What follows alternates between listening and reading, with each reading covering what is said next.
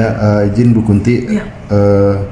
Bu, terkait kegiatan konferensi internasional apa Indonesia ini, bagaimana Bu, ada yang bisa disampaikan Bu?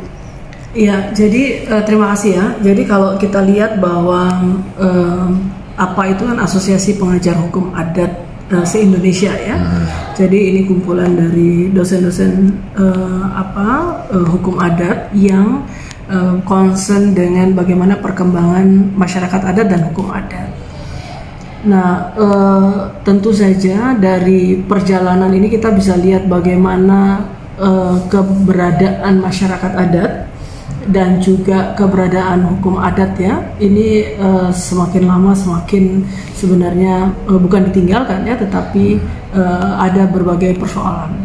Nah, secara nasional tentu saja bahwa ada upaya untuk mendorong ke pembuatan rancangan undang-undang masyarakat hukum adat yang sebenarnya sudah 3 periode ini ya di DPR itu sudah dibahas tentang temanya lebih pada pengakuan dan perlindungan masyarakat adat.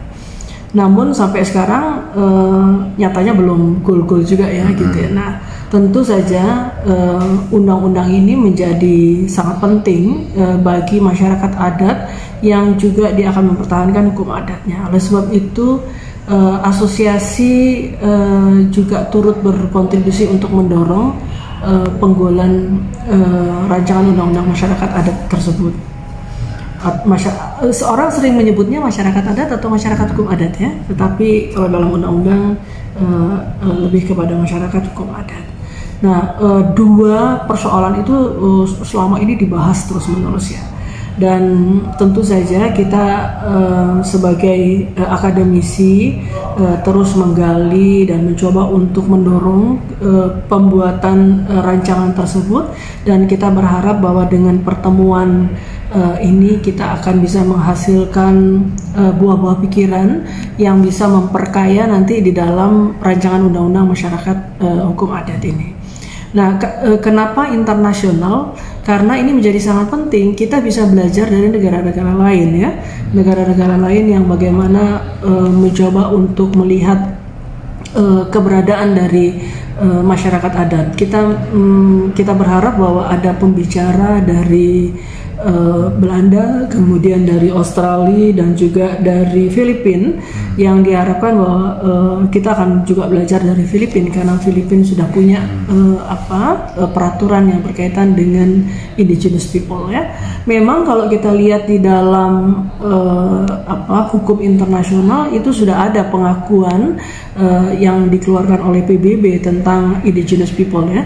Tetapi nyatanya di negara kita belum punya peraturan tersebut, sehingga kita perlu mendorong itu. Nah, asosiasi ini senang sekali karena kita kali ini kita bergandeng tangan dengan MPR yang mendukung penuh, yang kalau kita lihat mudah-mudahan dari Bapak Ketua ya, Bapak Dr. Haji Bambang Susetio sebagai Ketua MPR dan juga dosen ya, dosen dari Universitas Borobudur, kemudian Pak Haji Ahmad Saroni, dan syukur sekali kalau Profesor Mahmud MD juga akan hadir. Nah, saya pikir tokoh-tokoh ini penting juga hadir dalam pembahasan itu karena beliaulah termasuk yang orang-orang yang nanti juga akan membuat keputusan itu. Nah, selain itu juga kita ada pengajar-pengajar ya, pengajar-pengajar dari Asosiasi Hukum Adat seperti Prof. Aminuddin, Prof.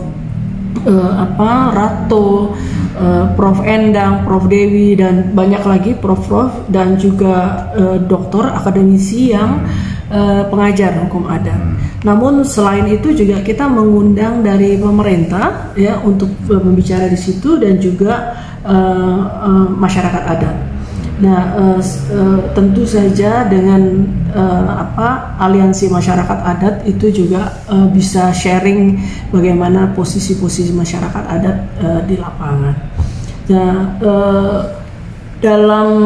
diskusi ini kita mencoba untuk ada diskusi atau seminar yang dengan MPR, tetapi kita juga ada diskusi yang juga kita mengundang teman-teman penulis, baik itu dari anggota APA sendiri atau dari luar, untuk sharing, karena kita ada call for paper ya. Jadi kita membuka kesempatan kepada teman-teman yang mau sharing, terutama yang punya pengetahuan atau pengalaman terhadap keberadaan masyarakat adat. Ini menjadi sangat penting untuk hadir di dalam pertemuan itu.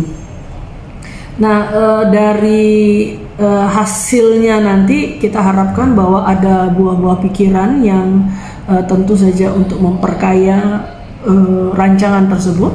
Lalu kemudian kita akan merumuskan, dan rumusan ini akan menjadi rumusan asosiasi dan juga MPR. Nanti kira-kira ini akan hasilnya insya Allah kita akan sampaikan kepada Presiden. Jadi diharapkan bahwa pemikiran-pemikiran ini bisa memberi masukan kepada para pihak yang sedang melakukan pembuatan rancangan perundang-undangan khususnya tentang masyarakat adat, dari baik apakah itu DPR maupun juga dari Presiden ya.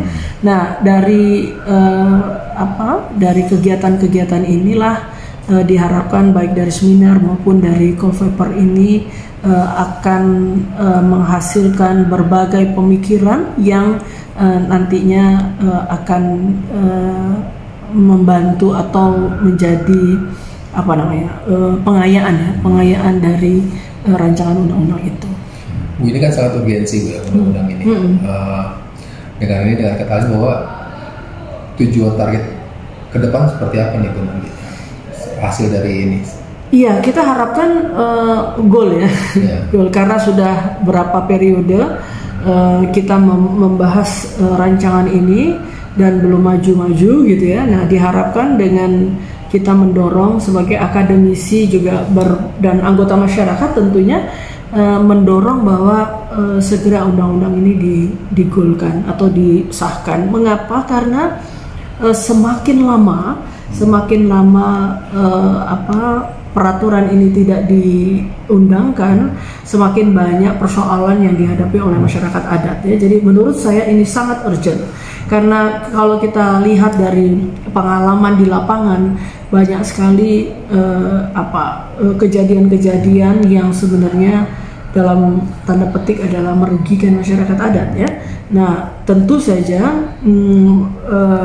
sebagai mereka juga bagian dari masyarakat Indonesia, dan dijamin dalam undang-undang bahwa mereka harus harus mendapat perlindungan, dan secara deklaratif jelas ya di dalam undang-undang itu ada pengakuan terhadap masyarakat hukum adat. Jadi ada pengakuan secara deklaratif, dan kemudian bagaimana pelindungannya kemudian dilaksanakan di lapangan. Jadi harapannya adalah itu satu goal, dan kemudian itu bisa membantu masyarakat adat tentunya. Nah, yang juga menarik bahwa karena ini adalah pertemuan dari berbagai akademisi dari berbagai daerah dan juga masyarakat, tentunya akan ada dua sisi ya. Jadi tidak akademisi itu berpikiran sendiri, tetapi dengan masyarakat itu akan tentu akan saling mengayakan, melakukan memperkaya pemikiran-pemikiran baik secara apa yang terjadi di lapangan maupun secara akademisi. Dan terus terang ya di dalam Fakultas Hukum itu hukum adat dan pembahasan tentang hukum adat dan masyarakat adat ini masih ada, tetapi ada upaya untuk sedikit-sedikit menghilangkan itu. Nah, ini yang kita khawatirkan, bahwa sebagai cikal bakal dari masyarakat di Indonesia itu adalah masyarakat adat juga, maka jangan sampai ini tidak ada pengakuan. Problemnya di daerah banyak sekali itu sulit ya untuk melakukan pengakuan itu, karena banyak sekali baik itu kepala-kepala daerah, baik itu tokoh-tokoh yang tidak memperhatikan bahkan tidak paham tentang adanya keberadaan masyarakat adat itu. Kira-kira itu. Target peserta lagi? Target peserta kita terutama itu adalah anggota ya, karena setelah itu kita akan ada kongres, jadi anggota itu kami harapkan luar biasa, tetapi juga tidak menutup kemungkinan kita akan mengundang dari berbagai pihak sehingga dan ini terbuka ya, terbuka untuk siapa saja bisa ikut di dalam pembahasan itu. Apakah di dalam pembahasan seminar atau dalam pembahasan diskusi-diskusi panel ya, yang menurut saya ini menarik sekali untuk kita paham bahwa selain hukum negara yang tentu saja tertulis, ini sifatnya tertulis, ada hukum yang tidak tertulis dalam hukum adat yang terus hidup dan berkembang. Tetapi kita perlu ada pengakuan dan juga perlu, walaupun secara deklaratif sudah ada, tetapi penting dia masuk di dalam peraturan perundang-undangan dan kemudian perlindungan terhadap hak-hak itu juga dijamin. Acara dari pagi ya? Acara dari pagi, dari pagi sampai siang, lalu kemudian dilanjutkan dengan diskusi panel dan call paper itu sampai sore. Jadi seharian. Dan kita akan bagi ada 5 ya, ada 5 tema penting yang menurut kami menjadi isu yang menarik, yaitu bagaimana satu tanggung jawab negara dan perusahaan terhadap masyarakat adat, lingkar tambang dan sumber daya alam. Yang kedua, tanggung jawab negara dan perusahaan dan masyarakat terhadap hak-hak perempuan dan anak masyarakat adat. Nah, ini juga penting nih, perempuan dan anak masyarakat adat, karena anak-anak ini akan menjadi penerusnya, dan itu penting menjadi perhatian. Yang ketiga, tentang peradilan adat yang berkeadilan. Yang keempat itu politik internasional atas pemenuhan hak-hak indigenous people. Kemudian yang terakhir, peran negara dalam pengembangan hukum perekonomian adat dan kesejahteraan untuk kesejahteraan masyarakat adat. Jadi menarik bahwa kalau kita lihat bahwa masyarakat adat itu juga punya sistem ekonomi juga yang dibangun gitu. Nah, saya pikir ini menarik untuk menjadi perhatian, dan tema-tema ini untuk memperkaya rancangan undang-undang. Oke, baik. Terima kasih banyak atas penjelasannya Ibu Kunti. Semoga acaranya nanti sukses Bu ya. Ya, terima kasih. Ya.